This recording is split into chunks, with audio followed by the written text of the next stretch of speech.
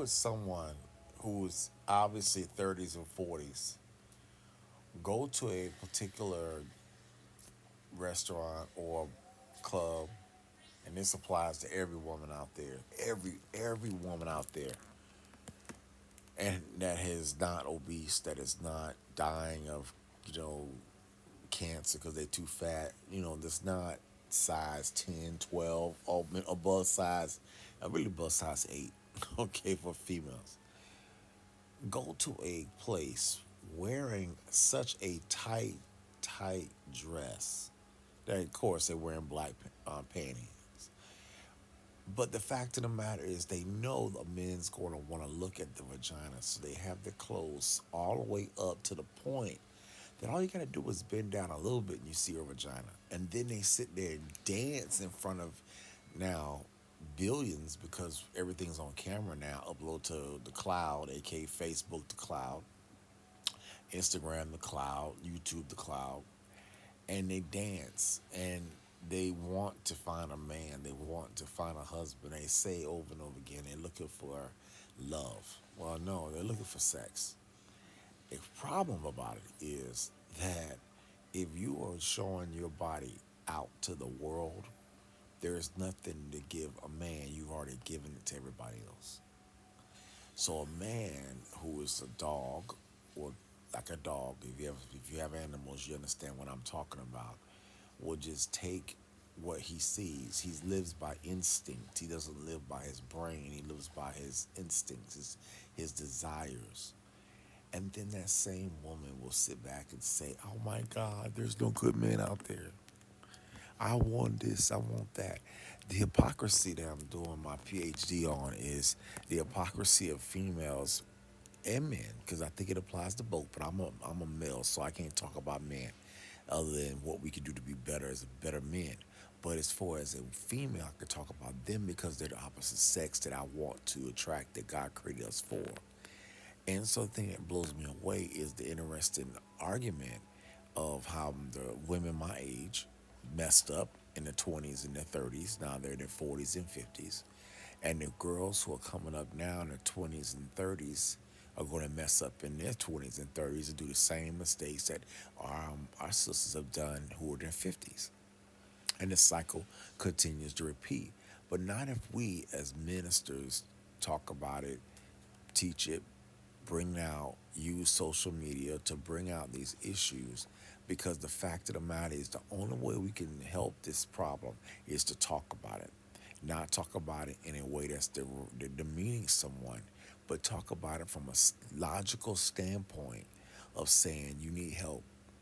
One thing I watched earlier was a video by the late great Kevin Samuels, and he was like literally before his time, because when I started watching him back in 2017, I didn't understand how YouTube was going to become the powerful YouTube that it is today in 2025. But I had YouTube since it came out in around 2004, and back then it was kids videos and all the youth did, like MySpace. You may not remember MySpace, all y'all young generation Alpha and generation Z people, but there's a thing called MySpace that came out in the 2000s.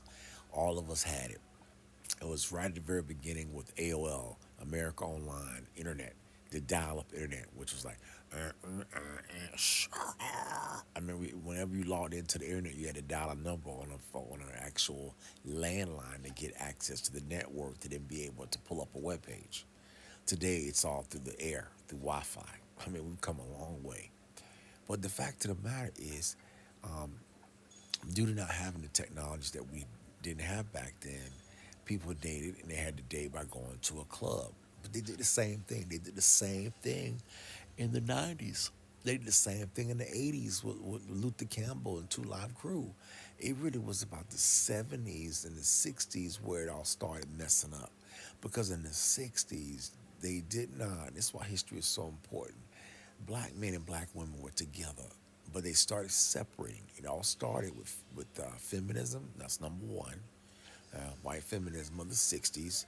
Number two, drugs of the 60s. So you put feminism and drugs and the free love movement. When those three things hit in the 60s, because the parents of the kids of the 60s were the parents of the 40s and the 50s, the great America, we call it the baby boomer generation. That's when a lot of crap happened from the history of music, Janis Joplin, drugs, rock and roll, LSD, all that crap. It messed up a lot of my uncles and aunts that were born and raised in the 60s. Some of them didn't even make it past 70. They're dead. They're gone right now. They're gone. Hopefully they met Christ. They lived right for they will live right before they died. But some of them, it may be a miracle they got in heaven. Okay.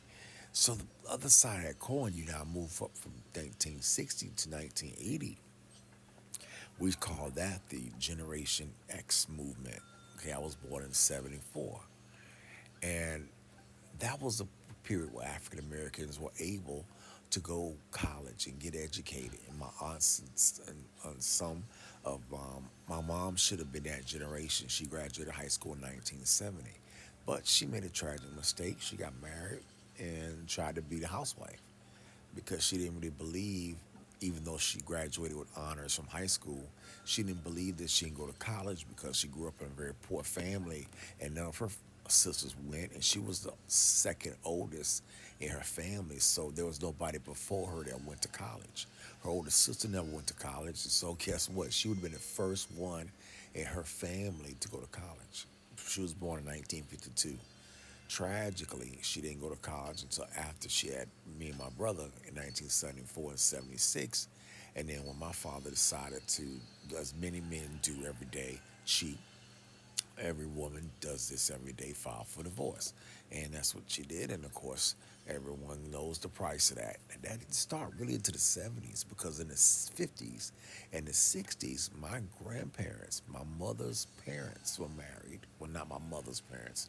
My father's parents were married. My mother didn't know who her father was because my grandmother, my mother's mother, tragically grew up poor out of Macon, Georgia, which is South Georgia, rural Georgia, and had a tragic life. The only good thing she had going for herself was that she can have children, and she loved sex. So she had lots of sex and had lots of kids, eight kids. Got religious at the end of her life, but you know how we all do. We get religious when we're at the end, not when we're at the beginning. So, what ends up happening is the children are impacted, which now are adults who have children who are impacted, which we are now adults, and our now we're having kids who are going to be impacted as it has been impacted by our parents and our grandparents. But the interesting part I bring out is this, and it's the fact that I just am a person that loves the female body. I love women in general, man. I would love to make love to billions of them. But I also have a mind to understand that I can't live my life just trying to get into every vaginal canal. And when you understand, this is what we teach our young men, and that's why I'm so passionate about trying to teach the young Generation Alpha and Generation Z African American men, is because the fact of the matter is I wasn't taught growing up. If you are running after the vagina and you end up having thousands of sexual partners, you're gonna find out that 99.999% of the time it's worthless. It's sorry. Because intimacy without love, without a connection, without a soul connection with that person is just masturbation. And masturbation is nothing but a dog and a cat. Have you ever watched a dog and or cats have intercourse, or birds, or any of the animals of the earth? They're not thinking about pleasure. They're just thinking about one thing: procreation. That's all it's about. So that's the way we are today in our life. We're thinking only about one thing: procreate. But no one understands that we as humans have a mind. We have also ability to think, which the animals don't have the ability to think on our level. That's why we're the top species on the food chain. God gave us that great gift. Hallelujah. And so I said to myself when I saw this, I said, and this is, applies to everything. Look at this is Hispanic, this is overseas in Hispanic countries. In America, at least in America, it's even worse because in hip hop, as I heard a brother say on an audio blog today, he said hip hop has turned so nasty and filthy that black boys who are now 18 years old are offended at the music because all it is about derogation of black men and derogation of black women. Well, we saw that 30 years ago. We saw that right when it came out in the 80s. And it started off good, but the people behind it were always the ones that were controlling it. And how did they push it? They pushed it toward the worst parts of society.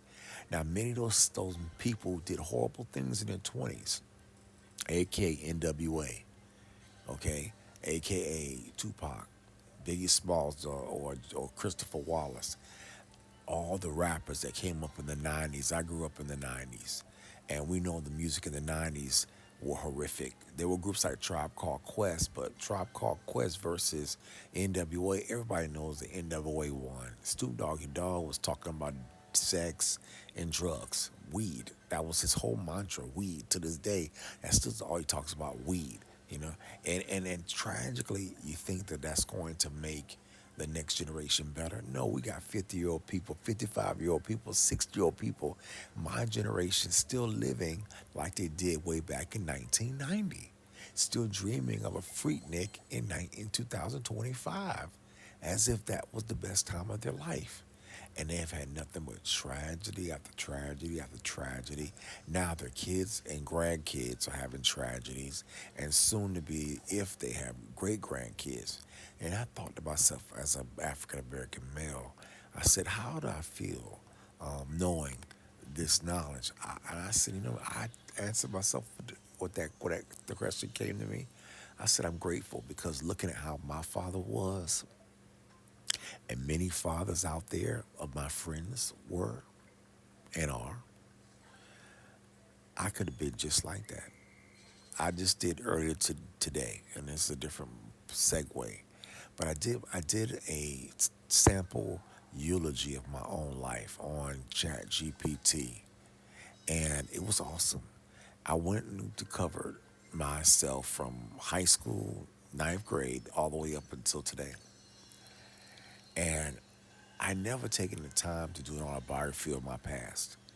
And it just started flooding like floodgates. The memories just started coming, coming, coming, coming. And I never had a woman literally ask me about my life. I never had a woman say, I want to know everything about you. And I said, you know what? It's time for me to tell my story my way because one day we're all going to die. And someone else is going to write your story, but not today. We got social media, we got the internet, we got Facebook. It is literally like our own obituary online. And a lot of people say, wow, why would you put this online? Why would you pass out your private knowledge online? To show that I lived, to show that I lived. Because the day is going to come where we're not going to die and these channels will be taken down, obviously, because there are channels of people who've passed away, but most of the time, when a person passes on, that channel gets shut down, except people like the late great Kevin Samuels, who touched the world. And like I want to touch the world, I believe those that have touched the world will always be remembered. And I think in the area of being remembered, I want to be remembered that we're trying to help young African American men fight for the families of tomorrow. Because the fact of the matter is, the families of today are dying. They're not working and they're not having a lot of success. A lot of them are broken, in trouble, and you know what? Many of them are ignorant of God, don't want to study His word, don't want to even interpret His truth. I'm not talking about going to somebody's church. I'm talking about going to the Holy Book of Books. I'm talking about reading the millions of verses in the 88 books of the King James Bible, plus the many other missing books that are around the world today. Thank God for technology.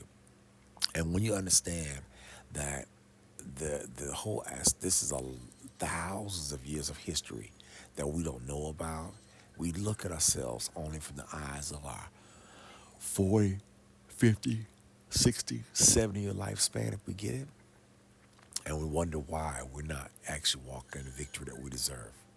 And I tell myself, I thought this, I said, man, this lady right here is got the same body that billions of girls got. The only difference is she's slimmer and in shape. But the sad part about it is, if you've gone through, like I have, hundreds of different women, you at the end of the day are a woman that is just used and broken. And I have to admit, all of us that have been out in the streets and had lots of intercourse with different women, you know, as men, we're messed up. We're messed up. We can't sit back and tell the next generation of men, of kids, which are going to be men, hey man, it's okay to do all that. If I could go back in time, I wish my dad was in my life to have told me the truth about my desires. He wasn't there. So what was there? Magazines, movies, VHS tapes, radio videos, rap songs, Two Live Crew. I grew up in Florida, so Miami, Florida, music hit us hard in Norfolk, Jacksonville, Florida. So we grew up under the stupid "Me So Horny, We Love You Long Time" aspect of Two Live Crew and Luther Skywalker, Uncle Luke, aka Uncle Luke, and his tragedy life. He's so today trying to do right by his wealth that he made from that type of lifestyle, but he knows in his heart he did some crazy stuff because of Uncle Luke and his music. Men and women are licking each other's anuses because of Uncle Luke. Homosexuality, which has been a big issue going on since the Bible, Sodom and Gomorrah, hello, it has become an issue that now in relationships, girls are expecting men to lick their anus, and men are expecting women to lick their anus, their colon, their anus, their cancer causing colon cancer area, the area that's supposed to get all the fecal matter out of you so you can live and not die of cancer. If you understand the number of deaths that happen today because of people not taking care of their colon, because of the foods they eat, because of the crap they put in their bodies, and of course the number of doctors that try to save lives, but the millions of people who are dead today are dying right now because they don't have proper gastrointestinal systems. It's a big issue. But the craziest thing I did never thought in my years of life that the separation between a male and a female using a penis and a vagina changed to now women are literally making men act like females, and men are literally thinking that every time I have sex with a woman, it's got to be anal. It's ridiculous. And I know this might sound graphic, but it's not. Why? Because the fact of the matter is, your children know about it. Your kids know about it. Probably by the time they're 12 years old, they know. Because I knew when I was 12. So don't act like they're ignorant. You ignorant if you're a pen adult of kids and you don't talk to them about these things. So it blew me away. I never thought in 2025 that I would be thinking this, but I never imagined really how it would be in 2025.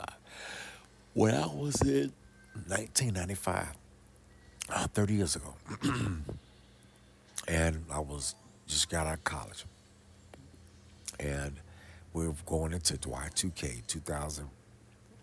It was crazy back then. It was East Coast West Coast rivalry. It was Tupac on the West Coast, Christopher Wallace on the East Coast. It was people literally beef dying before those two guys got murdered. There were people just being murdered every day because they were hanging around those people, being in that world of horrible hip hop.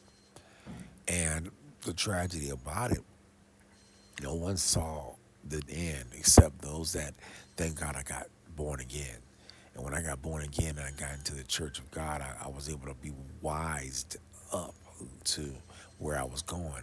And so when I did my own autobiography of myself today on Chat GPT, I said to myself, man, God, from 1990, one to 2025, you've accomplished and overcame a lot of things, a lot of tragedies, but a lot of successes. And the Chat GPT gave me a statement, and it said that I am an overcomer. I remember that your life is like a prophecy. I mean, of course, it's AI, writing it in a language that speaks to me, But it's true. I have to really admit it. It's true because even though I've experienced some things that I wish no one would experience, I've also experienced some things that I wish everyone could experience, especially my black brothers and sisters. God, man. And there's still more to come. I still believe in more to come. And so I just want you to think about what I'm saying. And you, as you watch this, you bring this up with your girlfriend that you meet. Any woman that meets, if she is a woman that dresses like this, don't even date her. Don't even date her. If she can't understand why this is wrong, don't date her. Use this as a guide. And I hate to say it, it's gonna be it may be a lot of lost women, but so what? If they want to live like this, and they want to go in the world, outside the world, and think that they're gonna find love looking like this, though they're gonna find us lots of sexual partners and babies. And then if come on the next Kevin Samuels show, whoever that guy will be, because there'll be another Kevin Samuels out there. He's training up right now. He's studying Kevin's knowledge right now. And that they'll say the same thing in 20 years when their mama is failed as my mother failed, as my grandmother failed, and on and on and on.